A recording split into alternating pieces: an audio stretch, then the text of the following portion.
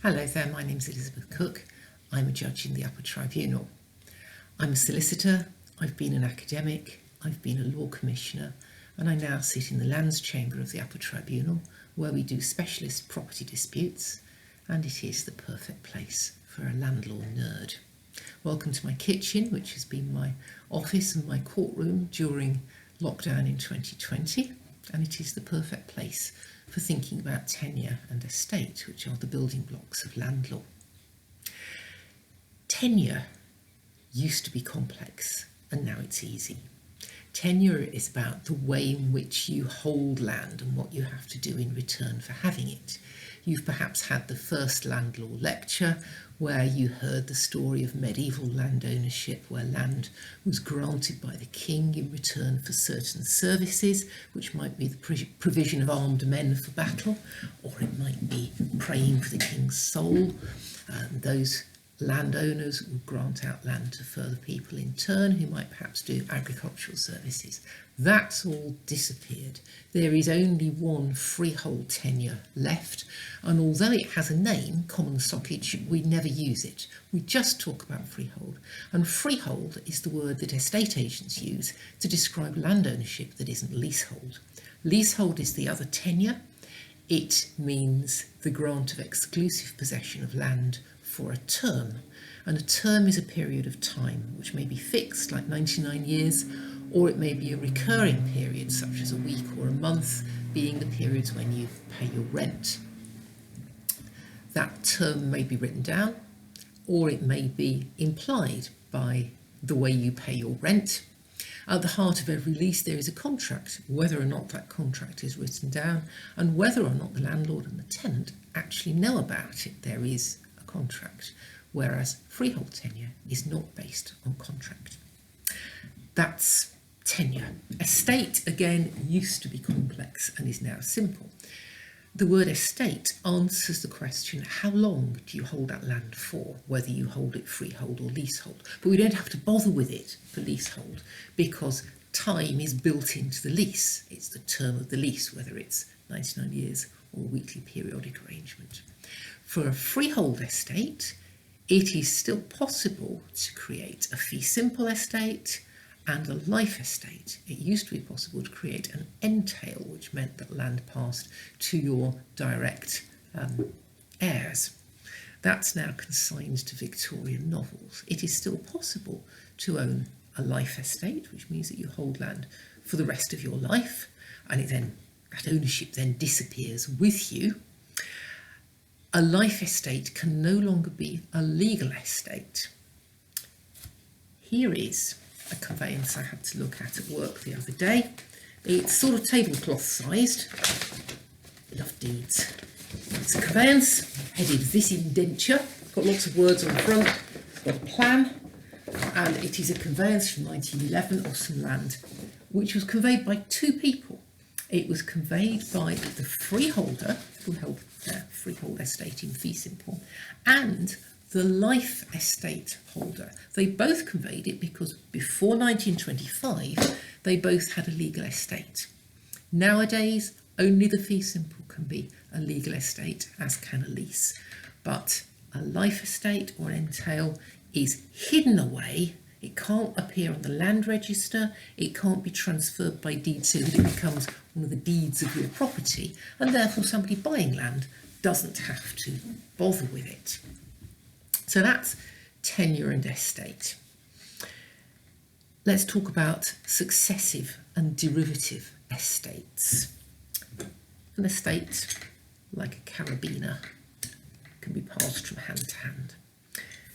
You know the medieval story of the king grants land to Fred in return for Fred sending him 50 knights with their armour and their horses every summer for his battle, and then this person will grant some more land to somebody else in return either for some weaponry or armed men or possibly agricultural services. And this got very complex in medieval days, but then came the Statute of Quia Emptores in 1290, where the king said you can't do that anymore. You can only pass a freehold estate from hand to hand. You can't hang more freeholds off it. quia emptores is one of those things that law reformers have to remember not to repeal. However, quia emptores did not apply to leases. Therefore, you can build structures over time using leases, and this is very, very useful. Take a developer who buys freehold land. He builds on it and sells that land and building to a company that manages investment property and perhaps offers shares in investment property. It might grant this company, let's say, a 999-year lease, or perhaps more likely a 99-year lease. It depends. And that company will grant individuals, perhaps, let's say 125-year leases if they have a longer lease, of flats. So fee simple, 999 years, 125 years, and you can even have a weekly tenant hanging off that one as well. So you can build long ownership structures. These are derivative estates. This one's derivative from that one's derivative from this. And therefore, if this person who owns this investment company that owns the very long lease wishes to do so, it can sell to somebody else who slots in here and takes that lease along with the derivative estates, however many leases of individual units in the property this long leaseholder has granted. When he sells his long lease, that gets sold along with the short leases that depend upon it. If this long lease comes to an early end, for example through forfeiture, because this person has committed a breach of covenant, the derivative estates disappear with it, although there is legal mechanism to try and enable these people to get relief from forfeiture and to try and prevent that happening in the first place. So that's tenures and estates. Last week I had to write a judgment in a telecommunications case.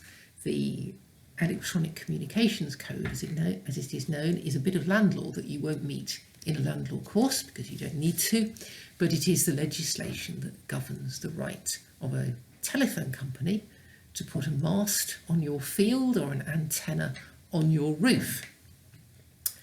And the structure that I had to deal with there was a company owns the freehold of a building, another company owns a 99-year lease of the building, and this leaseholder, with the permission of the freeholder, had granted something to telecommunications company to use the roof. And one of the things I had to decide was it a lease or a license to use the roof? Okay, the new word license is a permission. If you invite someone into your room for coffee, that is a license. If you ask someone to mend your roof, you give them a license to enter your property, which means they're not trespassing when they do so. That license may be paid for, in which case it's a contractual license. The coffee friend has a gratuitous license. So back to the phone company. Did they have a lease of that roof, or did they have a license? The reason it was important was for a reason that I'm not going to explain because it's a very long story. It was about whether or not they had validly transferred it to another company. But I had to go back to basics, look at the plan, look at the terms of the agreement. Does this phone company have the right to possession of the roof and to exclude everybody else? So there was a term in the agreement that said the leaseholder, who otherwise had possession of the building, couldn't go into the cabinet where the nitty-gritty of the telecommunications equipment was stored, and there were exclusion zones around the antennae. And the company had the use of the whole roof, but the leaseholder had access to the roof to look at its air conditioning units, to go into its plant room, and so on. The exclusion zones around the antennae were actually to do with non-ionising radiation and safety factors, and I came to the conclusion that there was no grant of exclusive possession. There was a term, 20 years, but no exclusive possession, therefore this was a licence, not a lease. And that sort of debate occurs time and again. These are, as I say, the basic building blocks of land law which enable people to build commercial structures and make land more useful. Thanks very much for listening, and I hope you enjoy land law very much.